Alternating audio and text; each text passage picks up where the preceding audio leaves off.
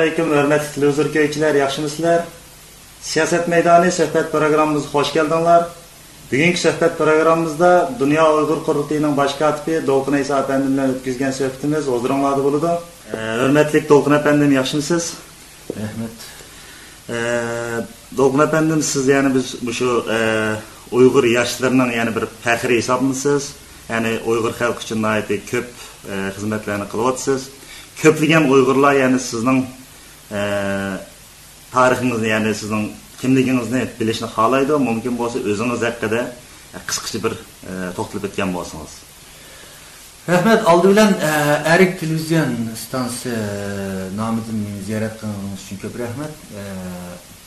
Təşviqat bizning milliy mücadiləmizdə təşviqatning oynaydigan rolunu aytib mühim. Öz imkanlarınız dairesinde gayret gösterip müşnaq Ərik televizyon stansiya kurup faaliyetleriniz devam qılatqanlığınızı anladık. Bugün bizim işxanamızda kelib ziyorat qilibsiz. Men Ərik televizyon stansiyasının qurulğanlığını qızgın təbrikləyman. Bu televizyon stansiyasının milli davayımızın təşviqatı üçün xalqimizga, millatimizga faydalı xizmətlərini qıldığanlığı işinimə və bunu ümid qılıman. Mübarek olsun, işlerinizə muvaffaqiyət diləyman. Rəhmət. Mən Şərq Türkistanның Aqsu şəhərində doğulğan. Mən başlanğıc orta məktəblərini Aqsu şəhərində oxudum. 1984-cü ildə atanmış Şinjan, yəni Şərq Türkistanның Ürümçi Universitetinin fizik fakültəsində oxuş girdim. 84-cü ildən 88-ci ilgəcə mən bu üniversitenin fizik fakültəsində oxuşumunu oxudum. Mən bu üniversiteye oxuş kirgen vaxtımda yani dünya qarşımızda şu oxuş jarayonimizda nurg'unlagan o'zgarishlar şu üniversiteye oxuş jarayonida şekillendi. Ben oxushga kelib bir yıl bo'lgan vaqtimizda Sharq Turkiston yaqinqi zaman tarixida zo'r tarixiy ahamiyatga ega bo'lgan 12 dekabr vaqasi deb tarixda o'tgan o'quvchilar harakatiga shohid bo'ldim. Bu harakatga qatnashdim. Bu harakat Sharq Turkistonda uzun yillik jimjitlikdan keyin o'tirg'i chiqqan bir volqon xarakterlik uyg'otish rolini o'ynagan bir harakatdi.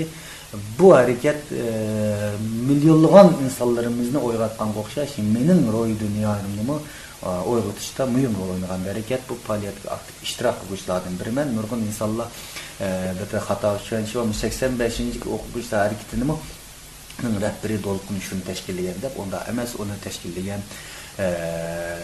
do'stlarimizdan bir qismi chet ellarda bor, bir qismlari vatan ichida. Buning asosli tashkillovchisi rahmatli Mijit vafot etib ketdi. Faaliyet bo'lishdan bir qancha kunlar ilgari. Demek bu çağdaki bu faaliyetki ben aktif iştirak kılıcı, onun teşkilligçileri emas, ama 88. yıldaki okuvchi hareketinin teşkilligçisi bulunan ikinci kademli okuvchi hareketinin. Demek bir yerde 88. yılı 6. ayın 15. ikinci kademli okuvchi hareketi partildi. Şunun kim bir mezgil Xitay hükümetinin sonra suallarga siyasi cihatini takip kılınışı oluşturgandan keyin bir şekilde ticaret bilen şug'ullandim. 90-yılda Beijing'e berip chet el tili üniversitede İngilizce, Türkçe tillarni o'rgandim. Keyin yerda bir restoran açtım. Keyin 84-yili Beijing bu jarayonda Sharq 94-yili gacha bu Beijing'de bo'ldum men. Da rahmetli Polat Qadiri'nin Ölük tarihi deydigan bir kitap bo'lgan. 47-ci yilları Ərik Gezdi tərəfindən nəşriyyat, Altay nəşriyyat nəşr qılınğan Şərq Türkistanның yaqinqi zaman tarixini ətraflı yo'rtgan kitap. Bu kitapni Şərq Türkistan cheklangan bir kitap albatta. Bu kitapni Şapografda ko'paytib besib taqib do'stlarimizdan bu faaliyetlarni yapmadık. Keyin 94-yildan keyin yanına Xitoy Beijingdagi saqchi organlarining Xitoy hukumatining bizga bo'lgan besini ta'qib qilish kuchayib ketib qolganligi uchun hayotimizning iyada tahdidga uchrash ehtimolligi bo'ldi. Bu jarayonda Ürümchidagi ba'zi do'stlarimizning bu xabarlarini bizga yetkizishi bilan 94-yilda men Beijing'den ayrılışık mecbur olduk. Şimdi Türkiye'ye geldim. Türkiye'ye gelip 2020 yılında Türkiye'de siyaset ve sosyal cemiyetşünaslık dalları boyunca magisterlik katlaştık. İmtihansız katlaşıp magisterlik okudum. Bu jarayonda men Türkiye'ye kelgandan keyin Türkiye'de bir qism yoshlar vatandan yangi vatandan har xil sabablar bilan o'qish sababi bilan qochib chiqib Türkiye'ye kelib joylashib qolgan bir qism yoshlarimiz bordi. Bular bilan bir araya kelib 94-yili 9-oyda Sharq Turkiston o'quvchi yoshlar birligi degan bir tashkilotni Anqarada qurdik. Bu yerda tunji qatim 85-yildagi o'quvchi harakatining 10-yilligini xotirlash munosabati bilan Anqarada cho'ng bir konferans o'tkazdik bu yerda. Onun boshqa Turkiyada konferanslarni o'tkazish, xotirlash faoliyatlarini o'tkazish, namoyish qilish o'xshaydigan shunday shakldagi ilmiy faoliyatlarni tashkilotchilik faoliyatlarimizdan shug'ullandik. 95-yilda 10-oydan keyin Almatada bütün dünyadaki Uygur yaşlarının vekillerinin katılışı bilen Dünya Uygur Yaşları Medeniyet Günleri faaliyetini Almata'daki, Orta Asya, Kırgızistan'daki yaşlarının hemkarlışı ve Amerika, Germaniya, Türkiye, her kaysi devletlerden gelen Uygur yaşlarının katılışı bilen tunç nöbetlik Dünya Uygur Yaşları Medeniyet Gününü ötkezdik. Ki ben 96 yılı Germaniye'ye geldim. Germaniye'ye bir siyasi iltica talep kıldım. Siyasi ilticarımız bir kanca aylık tekşürüş jarayonlaridan keyin qabul qilindi. 96 yılı Germaniye'deki dostlarımız bilan birge Dünya Uygur Yaşları Medeniyet Günleri'nin ikincisini Germaniye'de ötkazdık ve dünyanın her qaysi yerlerinden kelgan Uygur yaşları vekillerinin qatnaşışı bilan Dünya Uygur Yaşları Kurultayı deb bir siyasi merkez kuruş zürriyeti his qilinganligi uchun bu yerda qurultay qurdik. Bu yerda men Dünya Uygur Yaşları Kurultayı icra komissiyanın reislik vazifasini üstümge aldım. Şu boyunca 96 yıldan başlap 90 mana bugünkü güngacha 13-14 yil jarayonida men Germaniyada yashayapman.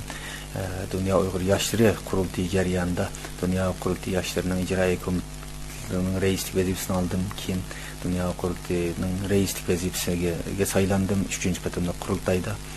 Keyin 2004 yilda Sharq Turkiston Uyg'uriston Milliy Qurultayı ve Dünya Uygur Yaşları Qurultayı'nın birleşişi bilan Dünya Uygur Qurultayı qo'yib chiqqan vaqtimizda men bu Dünya Qurultayı'nın başkatlık bo'lib saylandım.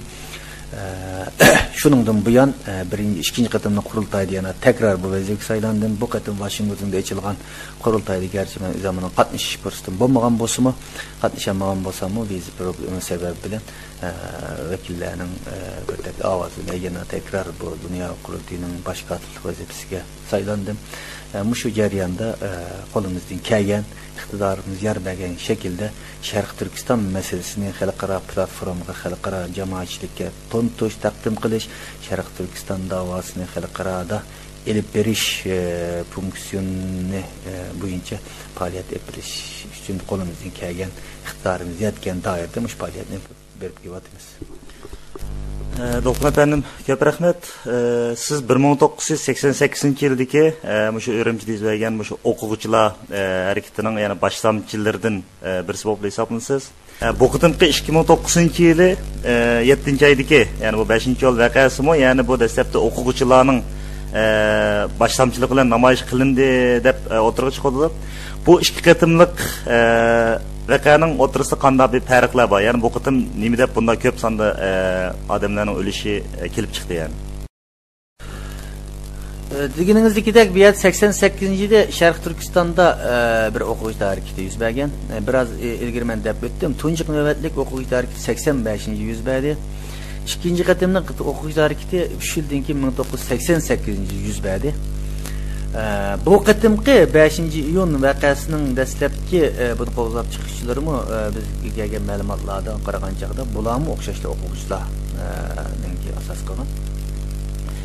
Degandagidek mayli bu qitimqi vaqalar bo'lsin va yoki bo'lmasa 97 G'ulji vaqasi bo'lsin va hozirgacha 1949-yildan hozirgi Sharq Turkistonda 300 qitimdan ortiq har xil shakldagi Xitoy hukumatiga qarshi isyonlar, inqiloblar, namoyishlar, qo'zg'olonlar bo'lib o'tdi. Bularning hammasida o'xshash bir mazmun bor. Bularning hammasi Xitoy hukumatining Sharq Turkistondagi mustamlika isloh qilish siyosatiga qarshi shakli har xil bo'lgan, shuarlari har xil bo'lgan bo'lsa-mu, ammo mushu mustamlikaga qarshi berayotgan mustamlikaga qarshi bir isyon. Shunga qarshi xalqimizning erkinlik, hurlik talab qilish maqsadidan berayotgan kurashlar. Albatta kurashlarning shakllarida ba'zi qurolli kurashlar yuz berdi Sharq Turkistonda, ba'zi qatim namoyishlar bo'ldi, ba'zi yig'inlar bo'ldi. Muşlarning hammasining negiziga qaraydigan bo'lsa, Xitoy hukumatining mustamlikachilik assimilyatsiya siyosatini Sharq Turkiston xalqining qabul qilmaganligini jakalash yotadi buning asosiy negizida. 85-yillik o'quv harakatida atom sınıgını to'xtatish, Sharq Turkiston Xitoy ko'chmanlarining yo'tkilishini to'xtatish o'xshaydigan mazmunlar asosliq tem bo'lgan demokratik saylam o'tkazish. 88-yil bo'lsa Sharq Turkistondagi Xitoy hukumatining tengsiz siyosatining amaldan qoldirilishi, millatlarning barobar yashash huquqining e'tirof qilinishi, Sharq Turkistondagi muarif jihatda Xitoy hukumatining o'xshash bo'lmagan siyosatining amaldan qoldirilishi, ya'ni irqiy ayrimchilik siyosati to'xtatilishi, atom sınıqlarının to'xtatilishi, pilot to'xtatilishi amaldan qoldirilishi, mushunga o'xshaydigan mazmunlar 88-yillik namoyishning asosiy kun tartibini tashkil qilgan. 97 G'ulji vaqasida o'xshashlar, albatta buningda Sharq Turkiston xalqining diniy haq-huquqlarining tajovuz qilinishi bu qatimqi voqeaning asosiy kelib chiqishining sabablaridan biri bo'lgan.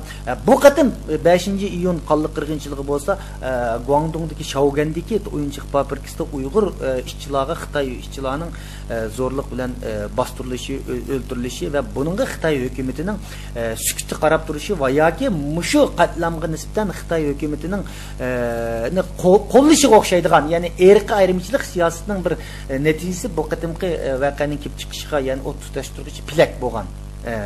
Demak, har qatimliq voqealarga bir narsa sabab bo'lgan bo'lsa-mu, mushning hammasini umumlashtirgan chog'da Xitoy kommunistik hokimiyatining Sharqiy Turkistonda yillardan buyon olib kelgan assimilyatsiya qilish, Uyg'ur xalqini yo'qotish, milliy alayligini yo'q qilish, ya'ni Sharqiy Turkiston xalqiga siyosiy, iqtisodiy, madaniy, kulturel, diniy sohalarda olib berayotgan har turli besim siyasetlerine nisbeten bir baş kaldırış bunun karşısında isyandan kelib chiqqan narsa. Shuning uchun Uyg'ur xalqi hech bir qachon Xitoy hukumatining bu mustamlikasini qabul qilgani yo'q.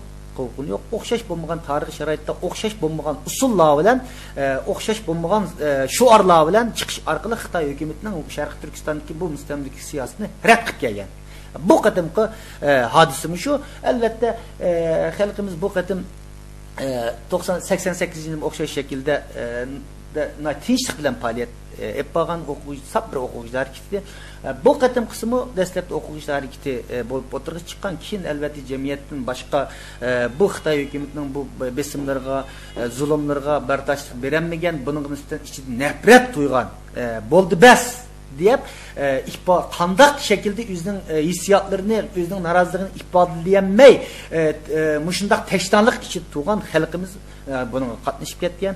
Şunun olan Xitoy hökuməti bu xalqımızın bir avazını anlaş uyaqtı olsun. Mən özümüzün küçüğünü köstüb qoyalayım sana degəndək usullar bilan bu vəqəni qallıq şəkildə bastırdı.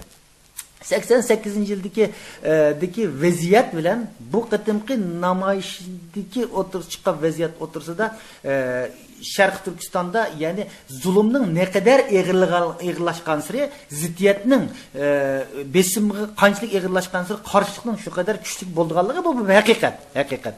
Bu qatimmi o'xshash uning uchun 88 o'quvchilar harakatidan ki faqat bu qatim harakat bilan bo'lgan tip farqi nima deyilgan taqdirda o sabr o'quvchilar harakati bo'lgan, sirtdan jamoatning boshqa xalqlarning buni qatnashmagan yoki qatnashi oldin olingan. Ammo bu qatim bu ham o'quvchilar kommunistik hareketi ve akısı bütün milletinin ortak ep bağın bir narazılık hareketi bu oturgu çıktı. 80 yıllardaki şarait bilen hazırki şaraitlarda gerçi bu işkilisi bir tinçlik bilen namayış olsun mu ama o vaxtlarımızda Xitay hükümeti kural güç işlettirip bunda hazır bu qatımki vakanı bastırganda qalliq şekilde bir bastırmagan. Ama Xitay hükümeti bu qatım bu hareketini naiti yengillik bilen, naiti vahşilik bilen bastırdı.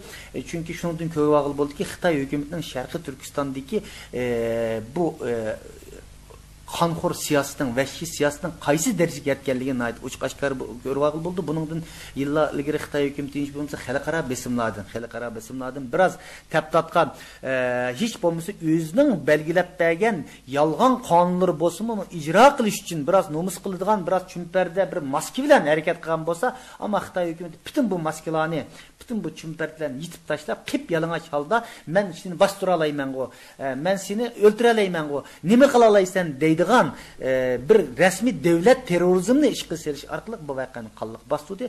Bunun o'tirishki farqi shu endi. Dolqun efendim, siz hazırki vaziyette Uygur yaşlarının arasından kelip çıkan, yani Xitaylarni köçtərligen, yani asaslık bir rehberlerimizden birisi. Sizin bu şu Uygur yaşlarına kılgan kandak yürek sözleriniz var.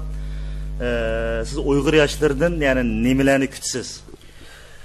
Şarkı Türkistan davası biz keyinki 60 yılını qaraydigan bolsak 49 yıldan azıcık 60 yıl oldu. Hiç bir kaçan üzülüp kalgan bir dava emas. Bazıda bu dava güçlengen vakti oldu. Bazıda biraz pes koyup çıkan vaktları oldu. Ama Şarkı Türkistan davası hiç bir kaçan vatan içi ve sırtı olsun üzlüksüzlüğünü yok atkan emas.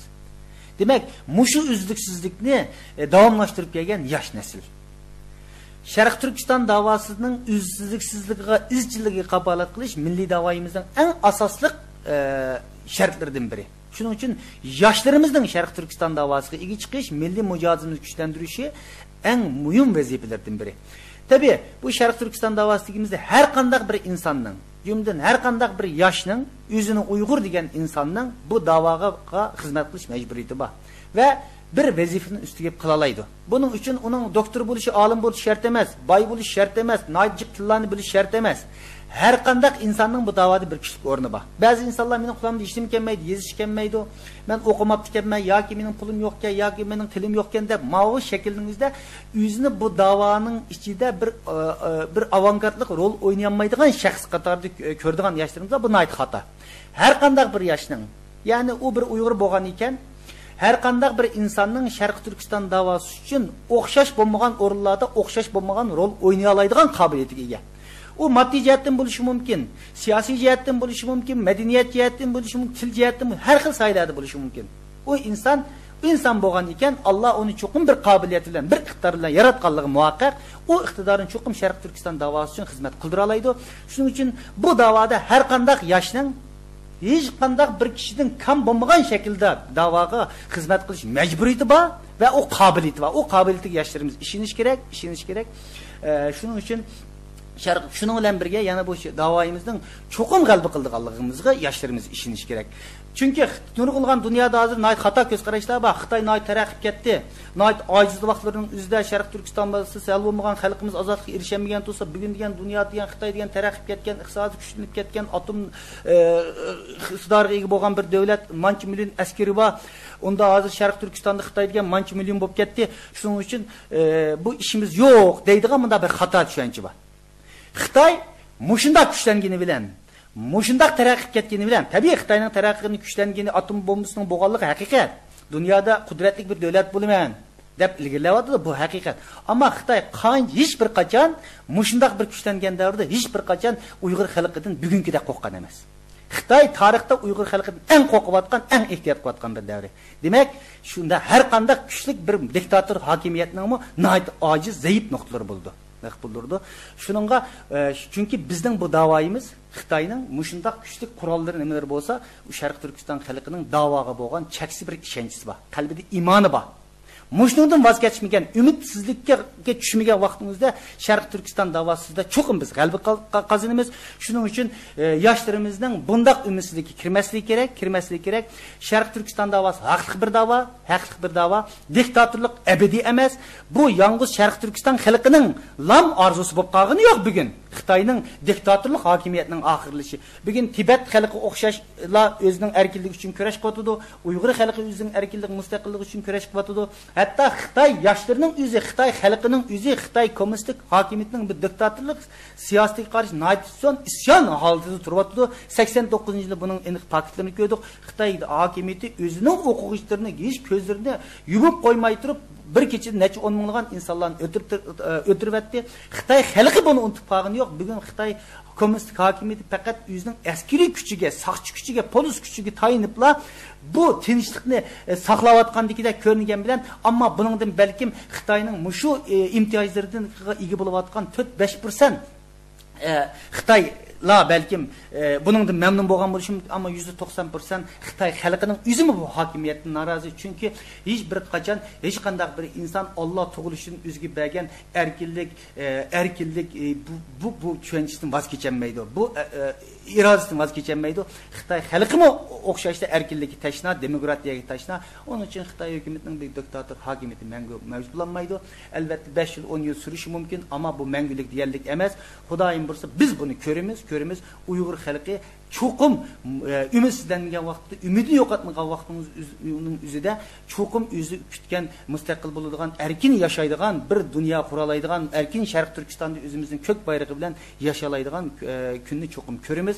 Shuningga yoshlarimiz buniga ishonish kerak. Ishonishli qolmay o'zgining zimmisga tushgan vijdoniy milliy burchini cho'qim ado qilish kerak. Shundoq hamma kuch birlashib turib kurash qilgan vaqtimizda buningga cho'qim yetalaymiz.